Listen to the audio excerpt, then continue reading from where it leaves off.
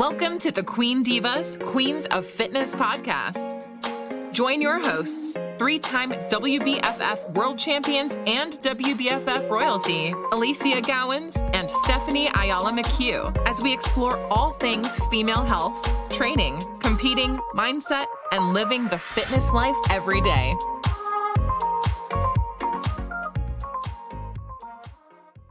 Welcome, everybody, to episode 3 of the Queen Divas podcast with my beautiful co-host, Stephanie Ayala McHugh. Hello, guys. And we are so pumped. We brought on we didn't just go little. We went real big with our first guest. Like, I'm talking like lifting big, heavy, big shit, big.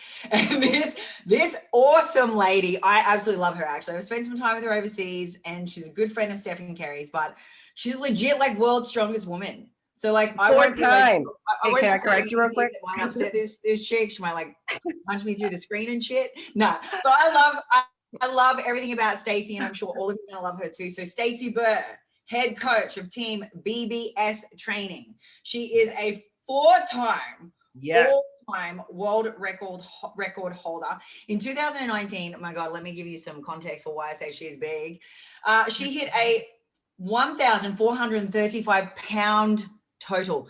Are you getting that? That's almost 1,500 pounds of pure. You guys meet this woman. And weight. Like, what the fuck? Hey. That happened like this. Hey, you are though. You are, but you're not. It's weird. This is intense, right? Okay, so 565 pound squat, a 320 pound bench. Here I am talking about trying to hit a 77 kilo bench press this days. Shit. And then a 550 pound deadlift to hit the highest wilks score of all time. Like, she literally guys can't even do that. My mind. Then on top of that, what I love about her, and the reason that I was like, yeah, epic, I want this chick to be our first guest, is because, as I said, I spent time with her, and she has got one of the best minds that I've come across inside of the pursuit of physical excellence. She is also, though, a really great, cool chick with a level of mental and emotional intelligence that is, just not something that you really see when you think mega strong power lifter. But this chick is really, quite honestly, she's the full package. So she's also a founder and, absolute champion on her own podcast called The Champion Mindset. She spends time traveling pretty much all over the globe, motivationally speaking about all things lifting, and then just literally kicking ass in seminars and workshops about how to be the best you can be. So welcome, Stace. Yes. Thank you guys so much for having me. I feel like I'm gonna head out after that. You've already said what I need to say. So that's She comes on, right, Steph, and I'm waiting for you to come into the waiting room. I'm like, Stace, haven't seen you forever. But then the first thing I do is I laugh because look in the background. Yeah. She's just got all these medals hanging everywhere. There's like, and that's like only a small percentage of what she's got in the house. So she's like, it was making me nervous. And it's just a casual flex, you know what I'm saying? Just a little small one. And to add to that, you guys, I've actually met Stacy for the first time when I was with Mitch shooting. Mitch, for those of you guys who don't know who that is, it's a videographer under Gilco Productions.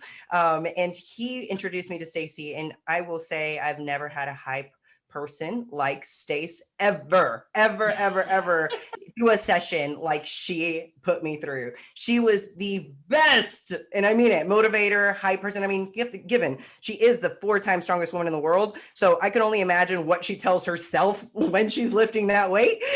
So just a little bit of that, like that hype and that energy that she was able to bring. I was lifting stuff that I honestly wasn't really sure I can keep going, but having her energy and her passion and just how humble she is, I mean, honestly drew me to her, made me fall in love. And that was actually about the time I believe she started the Champions Mindset. Fell in love with her podcast, referred all my clients to listen into, obviously all of her weekly episodes. And, here we are now starting our podcast. And what a better guest to start, obviously this appearance with. So thank you so much for coming on, Stace. Like, seriously. No, thank you guys so much for having me. And I'm really excited for, your podcast and the growth of it, because you guys both are fantastic in your own accord as well. And Steph, like, I remember when I first met you, I was told all about you, you know, oh, wow, she's a WBFF pro. She's like absolutely untouchable, right? And so I was slightly intimidated when I first met you. I was like, okay. I was just there with Mitch, right? As, you know, support staff, right? Like you had no idea who I was or anything. But when we were training, one thing about training with Mitch and shooting videos with Mitch is he really wants you to work out. It's not just you know, okay, I'm going to bring a spray bottle. It's, you know, you're actually hard training. And you can tell when people actually have that passion and intensity. And I could tell by the way you were training, you were really enjoying it. And I was like, oh, we're going to get to this next level, right? And so once you responded to like me kind of yelling at you a little bit, that was it for me. I was like, this is about to be a fantastic workout video. And I remember that's probably one of the best videos that I've ever seen Mitch put together, just because it was so real and the intensity was so there. You blew my mind that day. So I was going home telling everybody about you. I was like, she was doing like split squats with 135 pounds. I was like, I can't even do that. Hey, you know what though, when you get in that mindset, just like you said though, like you love the passion of training, and of course with your experience and your background, you've got to love the grind, you've got to love the pain. I mean, a lot of people think lifting weight, I mean, especially your kind of weight, is not painful, but I mean, God, it's pretty fucking painful, right? Like it really puts your body through a lot of taxing, you know, just a lot of effort, and all of the things that you have to put your body under stress for, you know, just to lift maybe a little extra pound or an extra kilo, you know, it's ridiculous. So tell us a little bit about how you started, you know, what got you into powerlifting? What was something that, you know, really initiated and put that fire underneath you to start? Well, so I played college softball. So I was a college athlete and I was, you know, team leader, everything like that. And I really just loved the competition aspect, right? And so once I graduated from college, I was training, but I didn't really have a purpose that I was training for, right? I wasn't training for athletics anymore. I wasn't training to be explosive. And I just really found myself in the gym and I found a home there. And so I do whatever I felt like was what was necessary for me. I was really interested in personal training and, you know, kinesiology and stuff. So I'd do what I thought was right. But I had some guys that approached me. I was bench pressing 185 pounds whenever I was just out of college and everything. And a couple of guys said, oh, well, you're pretty strong for a girl. Have you ever thought about powerlifting? And so all I heard was, oh, I'm strong for a girl. I was like, okay. I was like, you know, that stung a little bit. And I was like, well, let me go to this competition. I had no idea what I was doing, but I was like, I'm going to beat everyone there. All the guys, everything included. Yeah. I mean, close, no cigar, but like close. But once I did my first competition, I had no idea what I was doing. But that little, you know, chip on my shoulder that I was like, oh, well, watch this. I'm going to show you how strong I really am. And then once I got on the platform, and if you've never competed before, have you competed, Alicia? Yeah, I had my very first powerlifting comp, which, you know, as you know, I broke my back. So that was a big deal for me. It was not so much about the numbers as it was just to accomplish it. But now I have the bug. Okay, funny story. I had no idea what I was doing, like you, but not as strong as you because of all of my crap. I literally came third place from first place because of one thing that I did where I missed the call on the bench. I just racked back before the call, far out. And that was my best lift, by the way. That was a 70 kilo and I just missed it, which for my very first time is pretty good. I'd never benched before. I had actually never benched before. Well, that's awesome. A competition bench. That's amazing. Yeah. So I felt pretty cool in my bench. And then I was this fucking far above my squat depth. So they didn't take my last squat, which, okay, to put this in context too, I broke my back under the squat bar. So it was a really big deal for me just to get there and do this. I didn't expect to, I just said to my coach, if I can hit 100 kilo squat, I'm happy, because I wasn't really sure about my structural capacity. And we did 117 and a half on comp day. So I blew my own mind on that day. And that was me not even to the point of rehab like I am now. So now I've got the bug and I know exactly what you're talking about. And I got knocked from first place to third and went, this is shit. I don't want to be third. I want to be first. So now I'm like back into it and trying to start grooming back up to, you know, hit some better, bigger numbers. But yes, I know exactly what you're talking about. That bug is like, so. I mean, and I love it. And then like with my clients or anybody that I care about, it's like when you go on the platform and you compete, like my first time, you have people in there that are cheering for you, yelling your name, and they want you to complete this lift, you know? And in some worlds, like there's like definitely some pettiness or cattiness or whatever. People that you know, your friends, they might not even support you, but on the powerlifting platform, for 9 attempts, you have everyone's attention and they want you to succeed, right? And there's just something really powerful about that. And so after my first meet, I was kind of like you. I missed a couple of commands and stuff because I had no idea what I was doing. But the good news is I bet you won't miss it again. No, right? you know what? That's exactly right. And that's the first thing Yeah. I said was, I can't believe I did that, because I just totally, like, I literally just lost numbers. And then I was like, you know what? No, that's a good lesson. And what I loved was being an amateur at something again and being like, there is so much to learn. And I literally have, you know, like, I felt like a kindergartner. Like, I really did. I felt like I was back in training wheels and dinking around with all of my crash pads shit on. Like, that's how I felt. And it's awesome. Like, I have loved it. And I'm not going to be able to master this for some time. It's going to take me some time. And I kind of really am getting off on that, on the fact that this is something where every single time I go into the gym, I'm focused on mastering, and it's like a certain element of a much bigger picture. And I think, you know, the beauty of it is painting that picture over time, right? And it's going in with that mindset of, I just want to bring the best I can out of this lift, out of this session, out of this week, out of this module, out of this phase. Like, that's kind of where my headspace is at with it. And like I said, I'm digging it. I'm loving it. There's all the newness to it, right? So it's like, it's so technical, right? Like, I think I've never powerlifted or never, you know, obviously. You should do it, Steph. You should do it. You'd blow shit up. Like, actually, yeah, you know what? Just I've met Stacy, okay? They're similar in height and similar. Like, I would not ever think I'm going to be able to lift over 200 pounds on, like, literally pressing. I can maybe do it on squats or deadlifts, like, you know, in like a little bit more of a higher lift.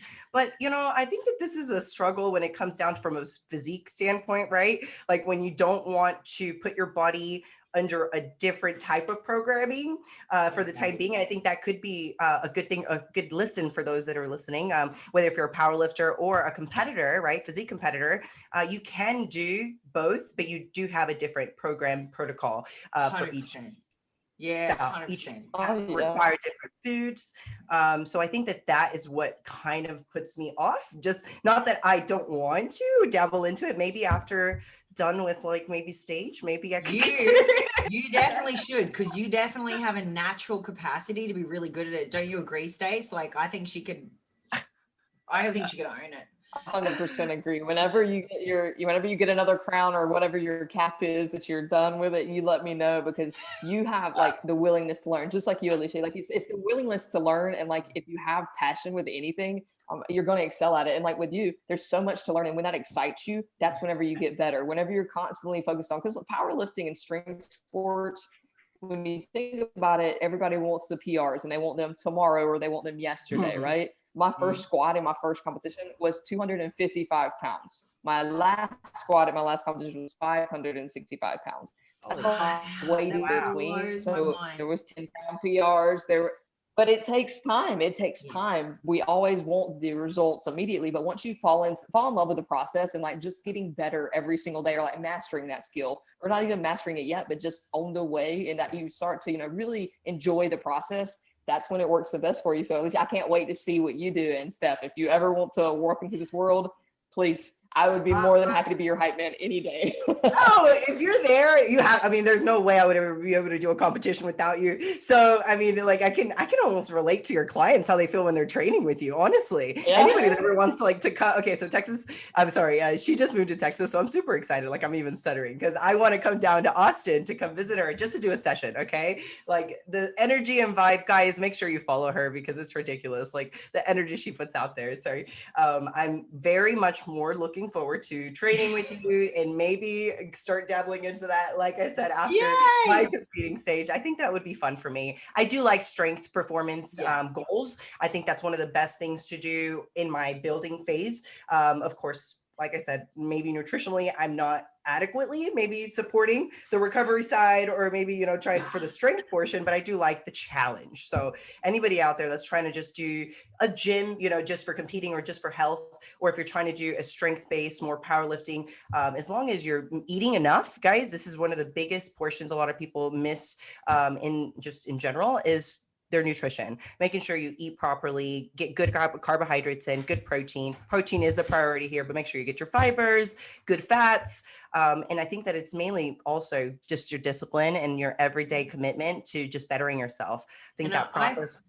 I think one of the biggest things that, add into that, Steph, because I think 100% it's all of those, focus on the things that support and fuel what it is you're trying to achieve, but also maybe just be kind to yourself and focus on the fact that this is a process. This is a journey. It is a layered, function. No success happens because you throw a couple of big things for a few days in your way, right? Like you literally have to break things down and have little small wins day by day consistently over time to create the really big outcomes. And I think, when people look at someone like Stace, they go, oh yeah, wow, like she's amazing. We're blown away by it, but I could never do that. And I was talking to Stace about this offline. I'm like, I hear it. I hear it about Steph. I hear it about me. I hear it about, Rach. I hear it about people that are literally, pushing boundaries at the top of their sport, right? And it blows my mind because I think to myself, yeah, but man, Stace was once just a kid kicking it in the playground too, man. Like actually. So what makes Stace get to the point that she did, other than some guy pissing her off with some bitchy fucking comment about being a girl, was a lot more than that, right? She just literally started from the beginning, found things she was passionate about, and then literally worked day in, day out to slowly master this craft, right? But Stace, I'd love for you to talk about, because I think we really oftentimes will work on highlight reels, but we forget the challenges. Give everyone a blueprint of the shit, the adversity, the hard stuff that you endured, and maybe even some of the losses along the way to greatness, because people think it's just all rainbows and sunshines, and it's really not. Like there's a lot of crap that comes before you take to that podium and take those titles, right? So give us a little bit of a reality check on the fact that, look, you're a human too, and it's not like the road doesn't go like that. It's more like boom, like really. Yeah, for sure. Oh yeah. Absolutely. I mean, it starts out, we all start somewhere. And that's one thing that I love the idea of transformation. And how this all really came about was I decided one day that I was going to do this. I decided very intentionally that I wanted to be the strongest woman in the world. That was when I first did my first competition, I got the bug. And then I decided I was going to look up what all the all-time records were. Like, what is the best that's ever been done in my weight class? And I was like, okay, I can do that. Maybe not right now, but I was like, okay, well, here's where I am, and this is going to be my goal. And it might take years. It might take way longer than what I expect, but I can do this, because I recognize that with strength, with weight training, with anything like that, it's just a matter of how much work you're willing to do to put into it, right? And so it, all aspects, nutrition, recovery, your sleep, everything all had to add up. And so the glorious, the highlight reel that you see of, all the big numbers and whatnot, that came from me staying in at night. I'd go to bed at the same time every night, pretty much like I'd have a set schedule, set routine.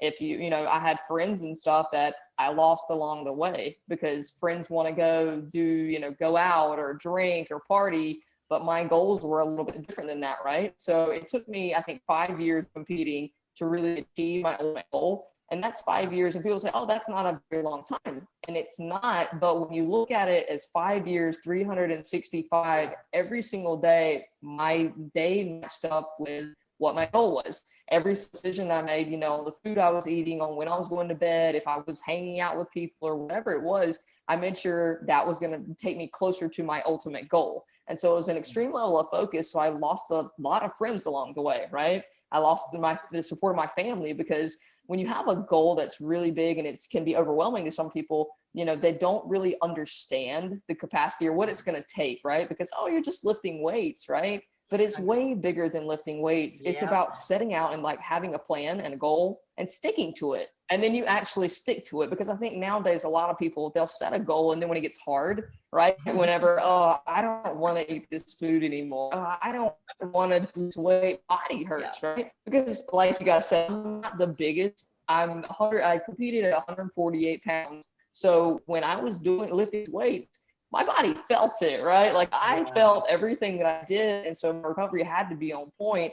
But it's not a glamorous process, right? There were a lot of failures too. People think that, oh, you just kept on squatting more and more and more, but you don't see the days that I had bad training days, right? the days that I failed over and over. And I mean, just like absolutely kicked myself in the foot. And I was like, I'm doing everything that I'm supposed to do. Why is this not working for me? And then so you start to go down the road of self-doubt. You start to question yourself, well, is this even, am I crazy?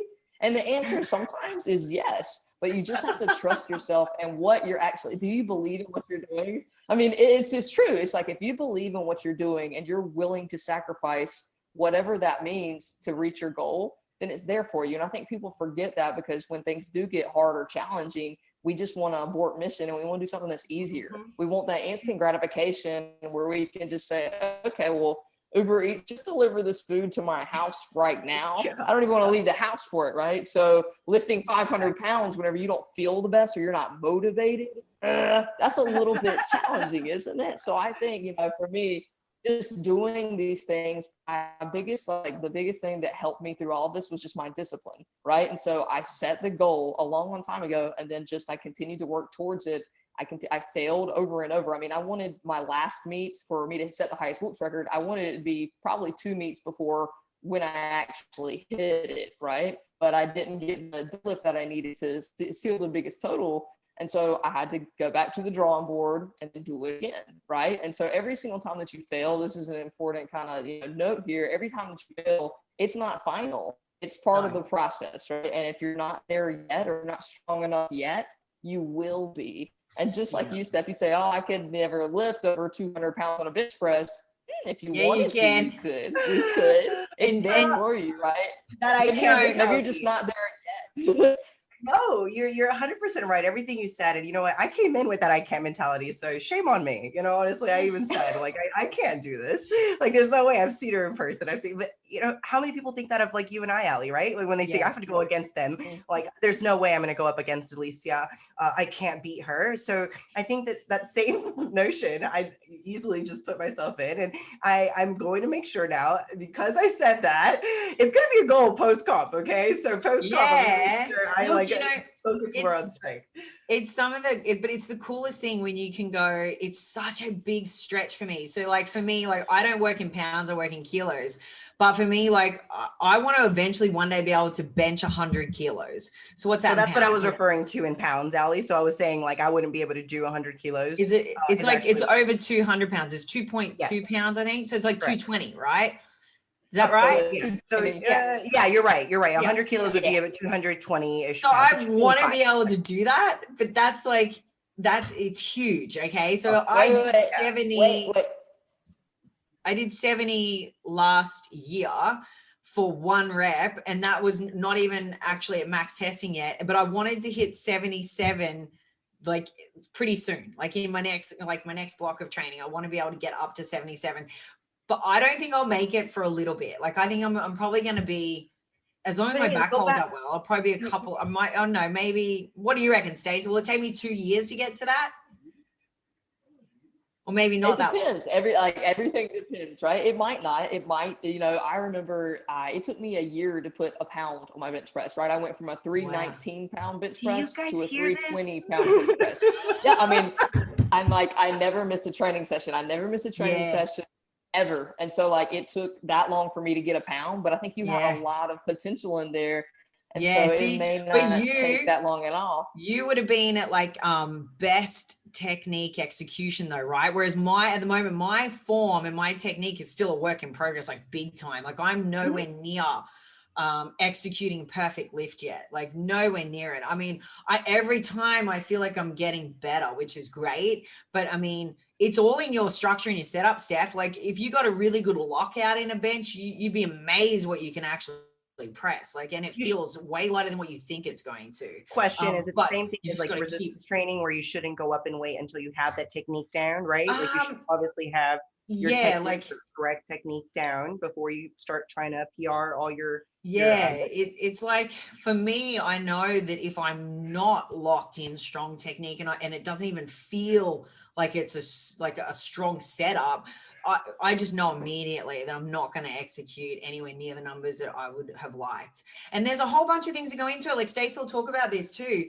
It's like, it's not just walking in and ticking boxes on a preset program. You walk in and it's like, okay, well, where's my readiness day? Like, where's my body like feeling fucking clapped blacked out or not? Like, where's my emotional state? If I just had a fight with my partner and I want to slap my mom, or like, what's going on for me, right? Like, it's all those things. And then you've got to learn. Like, this was my biggest thing too, was going, leave that shit at the door, because quite seriously, when you start messing with big lifts, you can't let anything else come into your head. Like, you'll break yourself if you do that shit. So you've literally got to be able to just go. And I've been usually really quite good at compartmentalizing, but I had to compartmentalize work, as in like, phone off, clients can't reach me at this time. Like, I'm out for an hour and a half. Sorry, team, done. Oh, it's your time. Like, it's just no, like just no contact, right? Because I'm literally in, and in between my sets, my lift rest period is, I can eat an entire lunch in between my lifts, mate. Like, this is the biggest rest I've ever had in my entire life. Like, at first, Stacy, you would have laughed at me. My first month in this, right, when I was trying it out at first, I had to stop myself because I would get up to go to do my next lift within like 60 seconds. And my coach was looking at me going, you're such a fucking bodybuilder, bro. Like, sit down. He just put his head on my put his hand on my head and be like, sit down. And then I'd sit and I'm like, so what are we going to talk about? You start getting like really quite fancy because it's, wow, this is really unusual. Yeah. Then though, it got to the point where I would then dissect my lift in my rest and I'd talk it out. I'd be like, right, okay, I could feel where this wasn't there. I knew that my bar path wasn't right, man. Like, I wasn't bringing it back up, and I'd be just dissecting what it felt like. And that's a really great thing to do, because it keeps you locked mentally into what you're doing and you're not getting distracted by anything else. It's locked and loaded for the moment, right? So I fell in love with that. That is like, it's so cool. What I then found when it came time to start prepping for my show was that I was like, what the fuck do you mean I gotta go again? It's already been 60 seconds. Like, what? I'm not even able to breathe. Like, do you guys actually have less breaks, like between your lifts at the competition? Like, is that something? And then I got like this, Stacey went like this, it went, what do you mean there's a number after 5? I don't know how to count past 5, man. Like, I got to that. It's so funny because everything's in such low ranges for a lot of what you're doing for most of the time. Like, you do, ranges of 8 to 10, and you do have, different stages. And that's cardio. That's cardio. I'm not even lying. That is fucking cardio. Like, legit. Wow. I mean, if it's 500 pounds, I mean, of course it's fucking cardio. Come on. Like, that's... So it's very different. But I love it. Like, I love it. Like, but that's that same kind of intensity. No, you go ahead. I was going to say, I think Steph had fallen in love with the process too, and the feel that you get. But far out, man. Like, seriously, I've fallen in love with it. Like, everything about it, even the lunch break, rest periods. I love weight. So I think this is obviously exactly what I was kind of referring to, going through pain right since the beginning. I think everybody thinks it's easy to build muscle, and you've got to go through the pain. You've got to fail, exactly like Stacy said. If you don't fail, you're never going to learn, and you're not going to even continue moving forward. Failing is part of the success. You don't just see the medals, you don't just see the crowns on our end. We've fallen, we've failed, we've cheated, we've had to get back on track. That's part of it. We've lost friends. We've lost sleep. We've probably lost a lot of other things along the way, emotional distress. But, we are what we preach on a daily basis. We repeat our habits. We build a routine. We live it. We breathe it. And I think that's really what you guys need to take away home is just build that routine. Find your passion. Find something that puts a fire in your ass and makes you want to wake up every fucking day. Even if you don't want to wake up in the morning to actually do it, you have a routine. You've got a routine that's going to let you fail forward. Don't just fail and stay stuck.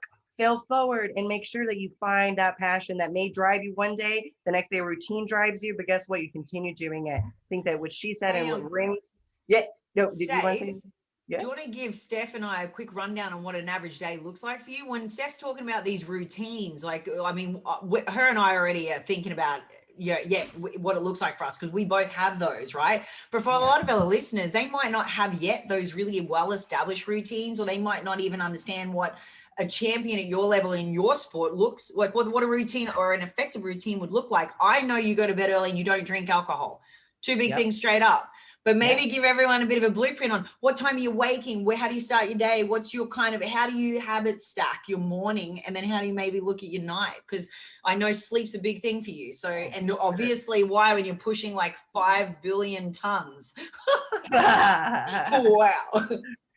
Well, that was one of the things that was hardest for me when I first transitioned to powerlifting was taking more days off, because I was always a 7-day-a-week train person. I just love training, right? That's how I fell in love with the gym in the first part, was I love training. So we pull back to 5 days a week. And so on those 2 days, I'm like, I don't know what to do with my hands, but I just, my last competition, what I did to really reach like that ultimate level, I ended up moving in with my coach. So I moved down to Florida and I moved in with my coach because where I was training at, I was basically training by myself. And I don't know if you guys know this, but whenever you're training alone and like you're just looking for feedback or something, most of the time when you're in the big fish in a small pond, everybody wants to praise you. And I knew that to really reach that next level, I needed somebody to give me that harsh criticism that I needed to hear. I needed somebody to tell me that looks like crap, do it again. And so the only way I was going to do that was really to be under the guidance of my coach. So I lived with him for the entire prep. And what I did, so I moved into their spare bedroom. I moved in with him, his wife, and his kids. So that was an adjustment for me. But I woke up at 8 o'clock every single morning. So not like a 4 a.m. kind of person, because my sleep was a high priority, right? Sure. So I woke up at 8 a.m. every morning and I would go for a walk. This was the normal daily routine. I go for a walk and normally listen to a podcast. So I wouldn't be on my phone, like because normally, sometimes we'll get out of bed and we'll start immediately on Instagram or emails. And then you just have so much going on. Nope, that was not it. I had planned throughout my day the time for me to work. But in the morning time, I woke up and I just started with my daily affirmations. I wake up in the morning, I do go for a walk, and I say, I am strong. This is what I'm going to do today. I am statements, right? So I think, Alicia, you said something earlier and you were like, I want this. I want this. I want you to reframe that next time. This is totally me just interjecting, but I want you to reframe that and say, I am going to have that bench press, that 100-kilo bench press. I am. Yeah. So babe, there's something that happens. It's happening. I am going to do a 100-kilo bench press. We used to joke when my back was busted. When my back was busted, and we were like, I didn't even think I could ever even eventually get to a powerlifting competition, but I was like, one day I'm going to. It's going to happen. We used to joke, me and one of my mates he's got titles here in Australia. We used to joke that I'd just be a bencher because at least I could do that, right? And then it became the joke of, but I don't know if I'd like to play with just one part of the sandpit, right? I'm like not that kid. I want to run around the whole freaking thing. So yes, I'm going to do that. But then I'm absolutely going to improve my freaking squat, because that's the one that has a little bit of a mental anchor for me, because it was my injury cause. So that's where we're going to start with those affirmations. I am going to fix my squat. I am going to have this, because that was one thing that was really important in my daily routine, right? Awesome. Was saying my affirmations and what I was going to do. Because if we don't set our intentions, even for every single day, the day can just get away from you. Somehow it's 8 p.m. and you're like, how did I get here? I didn't do anything, right? So say what you're going to do. So in the morning, podcast, go for a walk, and then I would do my morning mobility. So that was my first session, was like a 15, 20 minute, I would go in Trevor's garage. That's where Trevor was my coach. Go in the garage, do a warm up kind of mobility and just move, right? So get my body primed for what I was going to do to it later in the day. What does mobility look like? I eat my breakfast after that, after my morning movement. Stace, what does mobility look like for you? Just to give people an idea. Okay, so probably about 15 to 20 minutes of single leg RDLs, Cossack squats, just some cat camels, so like thoracic rotations, just movement, right? So I'd go on a foam roller, or like maybe roll a lacrosse ball in my feet, any kind of trigger points, but just mainly moving through active ranges of motion, just to really, if there's any restriction, feel it, kind of loosen it up. Because when you start becoming more body aware, that's whenever you're like, okay, this is tight. Like you can actually recognize it, address it, and then slowly but surely you're unwinding that. So that would be usually a mobility session. It's just 15 to 20 minutes of movement. And then after that, I'd come back in and I'd have my breakfast in the morning. So my first meal of the morning would either be oatmeal or a bagel, something that would be carb heavy, because what I was going to do was at 11 o'clock, we would always go train. So that would be, we'd meet back in the garage, and that would be where my session was. Same time every day. Doesn't matter if it was, a bad day, it was raining outside, it was sunny. 11 o'clock, I'm going to be in that spot training, right? And not warming up then, I'm training then. So just setting that intention and having that. After training, I'd drink a shake and I'd have my post-training meal, which looked like pretty typical, is usually a rice meal with chicken, or a rice meal with, some type of lean meat for the most part. either some sweet potatoes, something of the sort. It's super basic, super boring, nothing glamorous, right? And then after that, I would usually have my time where I set aside, like blocked off my time to work. So I'd be working from home and everything, but I'd set aside my time. This is the time where I can actually exhaust my mental power. And so I'd get all that done in my allotted period of time. Then pretty much I'd have my next meal. All my meals were scheduled. So I usually would eat 4 to 5 times a day with probably 2 snacks in between, averaging about, at that when I was training, probably about 24 to 2,600 calories. And it worked very well for me. I found I was very recovered. I would normally wind down about like 7:30-ish, which is so late, right? The only events I really went to, I'd go to the grocery store and pick up my meals, or I would go to the gym and train if we went out for a big training session. But other than that, I stayed at home. I never even had a key to my coach's house because I didn't need it. I never really did anything outside of eating, sleeping, and training for those prep months, right? I didn't see other people. But so 7:30, I would. How long was a prep month for that? For how long is a prep cycle for you when you're coming into something so big as what that meet was? How long was that? So I honestly say that I'm never in an off season because I'm always preparing, but typically it's like 10 to 12 weeks.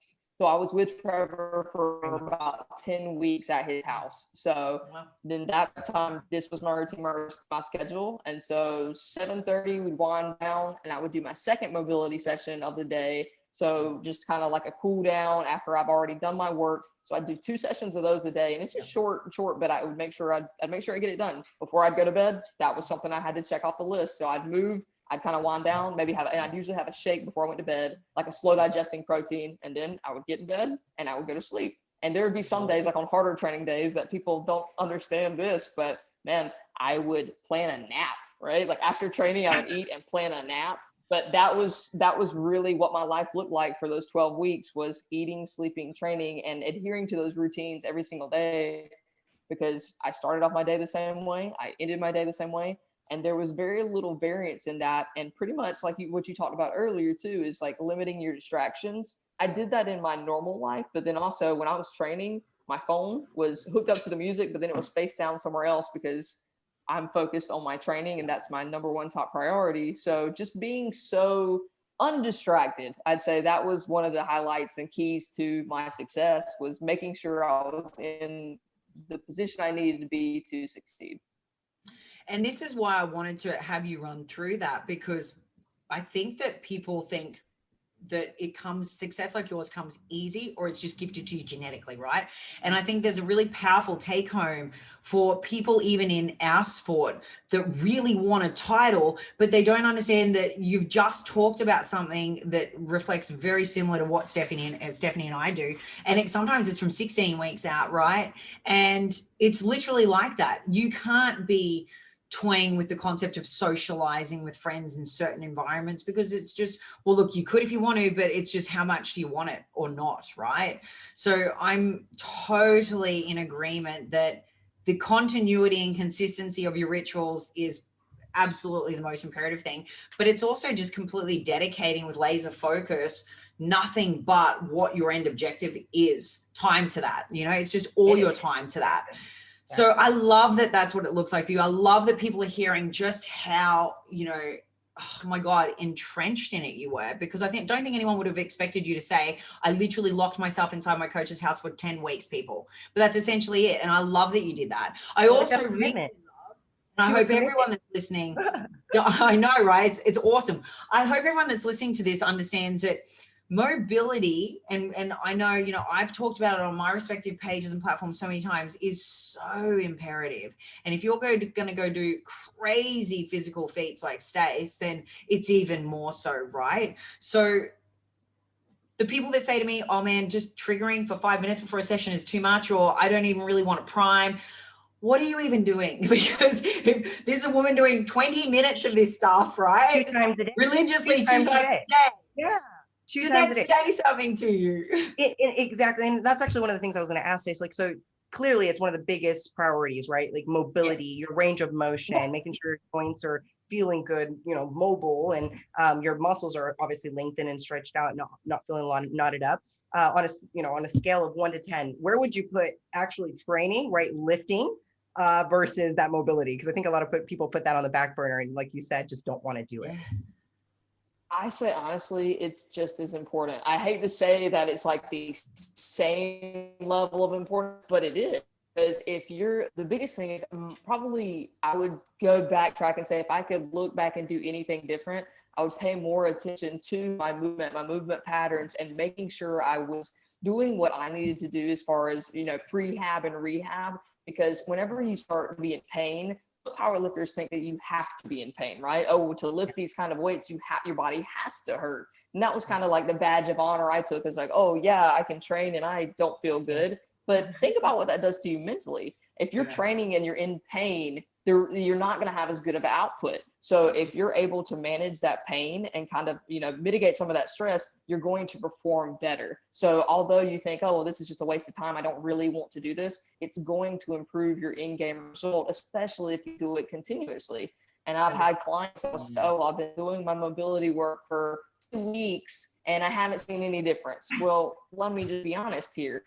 It didn't happen in 2 weeks, right? Like you did not create this dysfunction in your body in 2 weeks. So how do you expect to have undone it in 2 weeks and halfway doing it, right? It's going to take time and effort and energy, but all the little things like this, they all add up. And so if I was going to give it a ranking, I would say it's a 10. I'd say your nutrition's a 10, and I'd say your training's a 10. But your training is the fun part, right? That struggle is what produces the strength. That struggle is the fun part. So honestly, it doesn't even seem like a 10 because it's fun. And if your training's not fun, even if you're lifting big weights and whatever else, if your training's not fun, you might need to change what you're doing if you're not enjoying it, because your training is always something that should be enjoyable to you. Even if it's painful, it's part of the process, and that's something you have to embrace. If you're, anticipating the resistance, or if you're complaining about, oh, this feels so heavy, reframe that idea and just say, instead of it being heavy, you're strong. You're strong enough to do that, and you're strong enough to withhold and to actually go through the struggle. And so when you think about that, it's empowering instead of what you were looking at it previously. It's like, oh, this is such a chore. It's so hard. No, this is what you get to do. This is the fun part. And so that's what I really love. I mean, just take that one to the house. Amen. Everything you said, you guys need to make sure you take notes, and, obviously really, really take to heart everything she just said, because that was on point. Seriously, mobility, guys, do not neglect it. I did, and I suffered for it. What she said was exactly what I went through. You think that you're supposed to be in pain. You think that it's just part of it. Same with me when I was going through, obviously we do bodybuilding. It is a physical, just isolated movements, a lot of squatting, a lot of deadlifting, and a lot of pressing as well, but not to the extent of strength. But you just think oh, I'm supposed to be in pain. Well, there's a difference between pain, muscularity pain, versus joint pain. And I think that joint pain is where you really need to start paying attention to and adhere to your body and listen to your body. Like she said, if you wake up super tight, address that, do some mobility work, add in 15-20 minutes daily. She does it twice, but she's obviously more of a demand for her, but make sure you do it on a daily basis. People like Alicia, she's injured. She has to do it. So if she doesn't do it, she gets turned up like a pretzel. So it's pretty accurate. That's exactly what it's like. And I find I'm a little bit like you, Stace. I do mine first thing in the morning. I've got a legit sort of structure and a routine, and it evolves and progresses. But at the moment, actually, I'm doing the knees over toes guys program. Have you seen his work? I love him. Yeah, he's awesome, right? Yeah. So I'm working with him at the moment, and I'm doing this progressive 12-week structure. And it's actually, for me, the focus is actually on the back. So it's what I have an issue with mine is sometimes my hip on my left side won't move properly because of the disc structure, because I've got a multi-tier bilateral bulging disc structure from L5 to C, my SIJ1. So it's all the way out both sides. Okay. And so sometimes when one sits out low and it presses on my nerves, it stops my whole hip from opening, my hamstring gets locked tight, and I don't get any full length of range at all in my back of my left side. It's real problematic. So I'm doing a lot of work with him at the moment to open that up, keep that free, increase my range of motion all down that left side, but also in my back in general. And what my standard I'm trying to get to, I'm trying to progress to, is a Jefferson curl with 25% of my body weight, where I'm on a step and my wrist will come down below my toes. So not just to the floor, but where the weight sits below my toes. That's what I'm trying to get to. And to paint a picture for everyone, when I first started 3 weeks ago, to bend with because you have to keep your quads locked on and your hamstrings completely straight. So completely straight legged. I could only get my fingers just below my knees. So I'm trying to get so to put it in perspective, I'm trying to get my toes here, that below my toes, and I can only get my hands to my knee. You're trying or you're going to do it? You're trying or no, you're gonna I'm going to do it. I'm going to do That's what I thought you said. I'm going to do it. Even if it breaks me. No. So that's my goal. That's my goal in the next 12 weeks. But I've already seen a massive improvement. So when I started, it was to my knees. Now I'm halfway down my shins in 3 weeks. Right. So of course I'm going to freaking nail it, woman. But that's 3 weeks. 3 weeks. So everybody, whenever you don't see that improvement, just like Stacy said, her clients kind of complaining after 2 weeks and not seeing anything happen. It's not going to happen in 2 weeks. Or maybe you might see some slight improvements in flexibility, the range of the muscle, like some flexibility like Alicia saw in 3 weeks. But yeah, just continue doing it. I think that even for me, like I thought a cool goal, this was, I don't know how many of you girls think this is cool, but doing like the splits was a pretty cool goal for me. And so back in the day, I was like trying to, just lengthen my legs and trying to get my hips to be open enough. Never could do the Chinese, but I can at least get the range for the American split. But that's still, it didn't happen just for a year, even of practicing. It took me, I want to say 3 years to be able to get that length and flexibility in my hamstrings and of course my adductors. So yeah, guys, continue stretching, continue doing as much mobility, and just know it's just as important as your strength training. I mean, it's really one of the big key components people like put aside. But Allie, rig repair. A lot. Yeah. Rig repair is what I call it. Rig repair. Hey, Stace, on that note, have you had any major injuries in this sport to date? Yes, I actually I fractured my back, my L5S1, and so I had a ton of issues coming back from that. I had one, like they did like a treatment on me, and the treatment didn't help anything at all. This is when I really started looking into like different forms of how can I get better, because what I talked to doctors about, they said, just stop lifting. Right? They said, you're never going to be able to squat again. You're never going to be able to deadlift again. That's just like a pipe dream. So you might as well just hang that up. And so I didn't take no for an answer. And I was like, even me, I've always been a little bit on the stubborn side, but I thought that was their limitation and not mine. So what I decided I was going to do was I was going to throw myself into getting better. And my goal was, to squat 500 pounds or to squat all this. I changed that goal and took it back to where I was right then, because sometimes I think people, they look at the big goals, and then when something happens, the kind of an obstacle comes in, you get so overwhelmed, you're like, okay, well, screw it. It's not worth it. Well, maybe you just need to change the focus. So my focus wasn't on squatting anymore. It was on getting so I could walk again, getting so I could like sit without pain, so I could move without pain. And so that's when I started really looking into what is this mobility stuff? How can I move better? How can I get myself out of pain? And so that was really started leaning into it and leaning into like recovery methods. And like I started taking ice baths and stuff like that. It was a process, but I kept myself motivated because I knew that this was something I wanted. And what I like to look at things as a problem solution. So what you said earlier, Steph, you were like, recognize if you feel tightness or if you feel something, you can address it. And so with anything, if there's a problem, it's up to you to create a solution. So my back injury was probably my worst injury. I had a lot of bicep tendonitis and shoulder issues from benching, but I really worked on my T-spine mobility and like getting my thoracic extension a little bit better. And so that was helpful for getting my shoulder in a better position. But my back was the thing that I had to overcome. And that just took time, effort, consistency, these same principles that we're talking about. But I just had to do that mobility work every single day. And I realized it was super important. So even then, I think I was doing it probably 3 times a day then, because I wasn't fully able to train. So I just put myself into what I could do and focus on the little goal of trying to get myself out of pain. And so that was super helpful for me and really helped reinforce just the fact that you can overcome pretty much anything, right?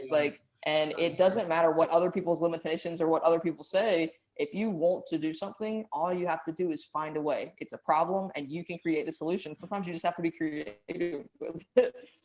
Find a way. I love it. I love it. Just the way she said it, guys. I mean, there is always, when there is a will, there really is a way. There really is. So that wasn't her limitation. You guys even said something. You guys said something. Yeah, I think you said, I was small, right? I'm relatively small. And you think I couldn't do the things that she did. well, my body wasn't made to do these things, right? Like my body was not made to do the absolute. Sometimes I looked at it and I was like, one of my biggest motivating factors was my late grandpa.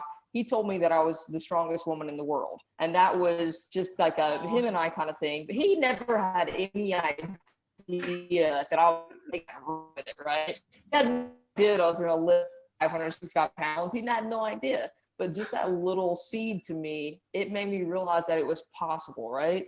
And so I think some people, it's important to realize that these things are possible. You just have to really believe in yourself and like just actually own that, because my coach will tell you, he's been on several podcasts himself, and I'm not the most talented. I'm really not. I would get up in a lineup of all the top powerlifting girls and you'd look at me and say, oh, does she even work out? I mean, like honestly, does she even lift? But like, we've seen you.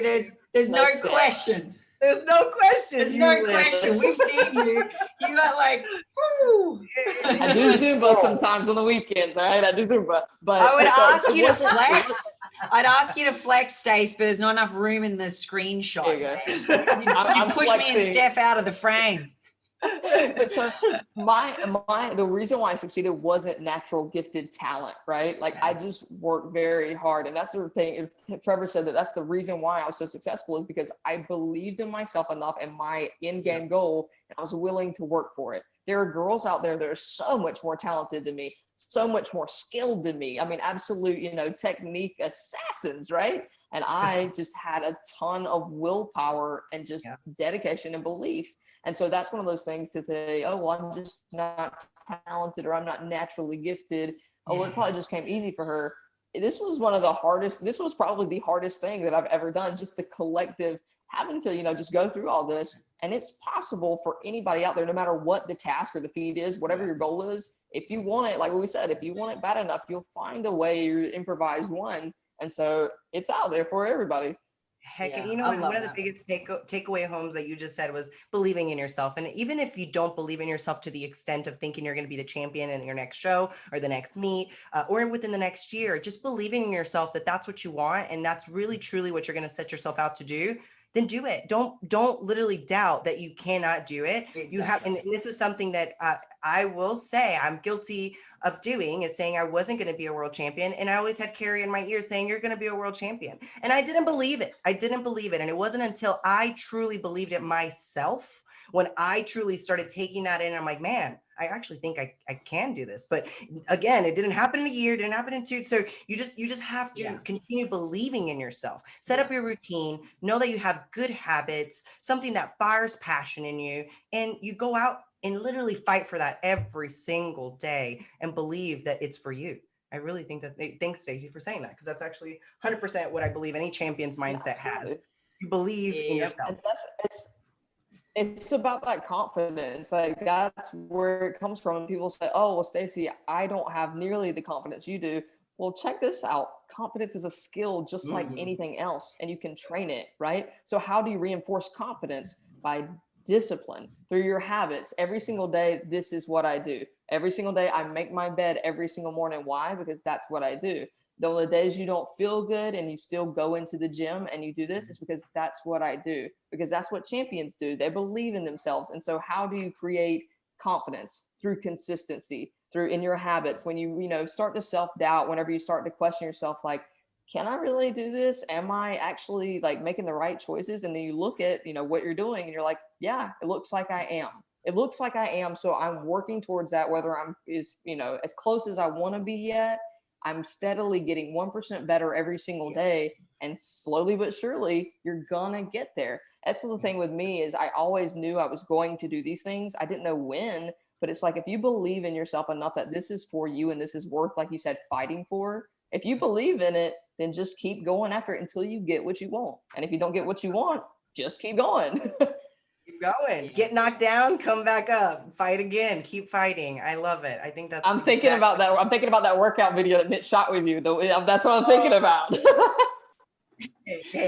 Again, that's how we met. The sparks flew. I just fell in love with this woman, and she's been an inspiration to me since I met her. So thank you, Stace, for always providing motivation, and also just really, really deep, humble, like really insight to how it really is to be a champion and to grind on it every single daily basis. And you're so relatable, really are. I know your just background. If you guys listen to her story, you just tune into her, like her podcast, and she kind of goes through her, upbringing and everything. But I mean, it's very inspiring. I think your story alone, Stace, I mean, there's tears that come into my eyes anytime I like read it or hear it. So that's definitely worth a listen for you guys. Stacy, give them your handle so everybody obviously kind of follows your IG as well. I am at Bema Burr. That's Bema Burr. And so that's me. And then my podcast is The Champion Mindset.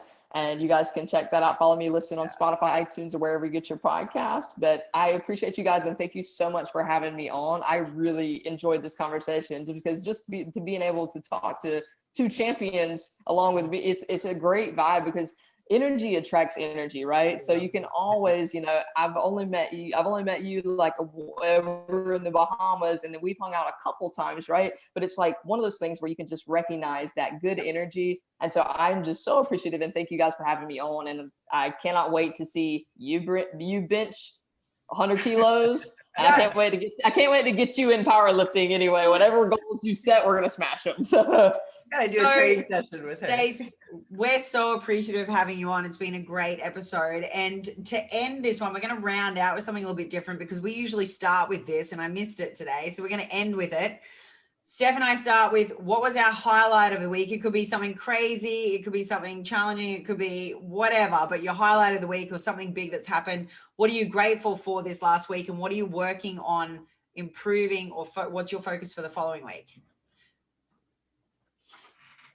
I'd say my highlight of this week, I just moved to Texas. And so one of the things that I did, I set out this week, I said I wanted to find a new bike trail to go on. So I found a new trail to go biking on, which was a great experience. I love biking. That's one of my favorite things to do since I'm not competing anymore.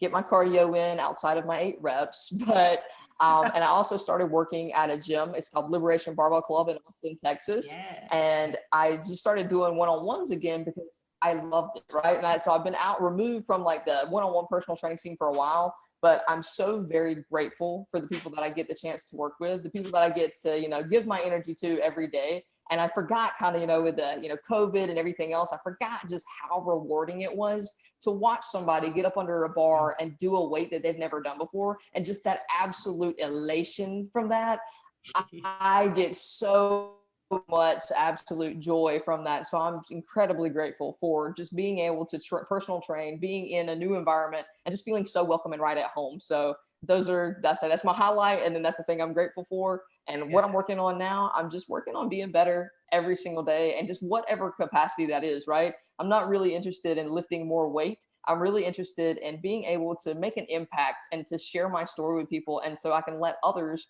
know that they can do this exact same thing, but even better than me, right? So doing this podcast, honestly, this has been fantastic because that's really helped me, increase that impact. Because if you listen to this, I just want you to know that I want you to do even more than me and be even better, because maybe you started sooner or maybe you started right now, but wherever you are is a great place to start. So thank you guys for having me on.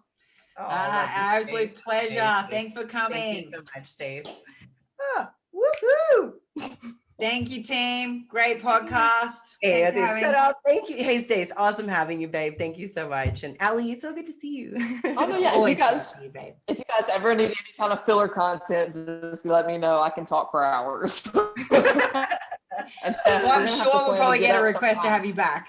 Yeah, well, I'm sure we will get people like the audience be like, hey, I want her back on here. So, and you know what though? Next time maybe we'll be in the same office because I may come down or you.